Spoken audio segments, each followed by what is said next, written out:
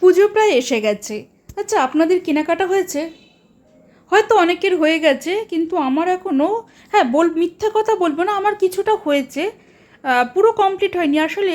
আমার মনে হয় মেয়েদের কেনাকাটাটা কখনোই কমপ্লিট হয় না। যদিও এবছর অনেক দেরিতে আরম্ভ করেছি কেনাকাটা করার। আহ, অনেক রিকোয়েস্ট করার পর বরমাসে সেদিনকে নিয়ে গেছিলো কেনাকাটা করতে, তাই একটু সাজগোজ।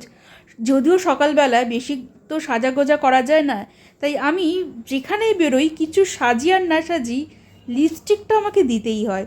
আর রিসেন্টলি মামা আর্থের এই শেডটা এত আমার ভালো লেগেছে, আমি দুটো শেড কিনেছি, তার মধ্যে এই শেডটা আমার বেশি ভালো লেগেছে। আর সবথেকে ভালো কথা, অনেকক্ষণ স্টে করে। এটা আমার খুব ভালো লেগেছে এই মামা আর্থের এই লিপস্টিকটা, এই কারণেই। তো আপনারা বলুন তো এই শেডটা কেমন লাগছে? আমার তো ভাই ভালো লেগেছে।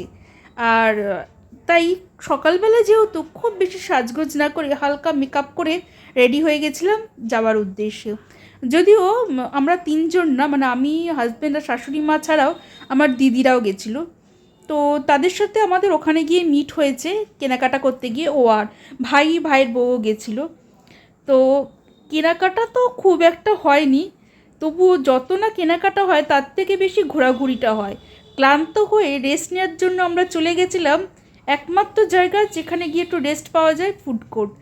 আচ্ছা, বলাই হয়নি আপনাদের আমরা কোথায় গেছিলাম। অনেকেই চিনতে পেরে গেছেন জায়গাটা, ডায়মন্ড প্লাজা।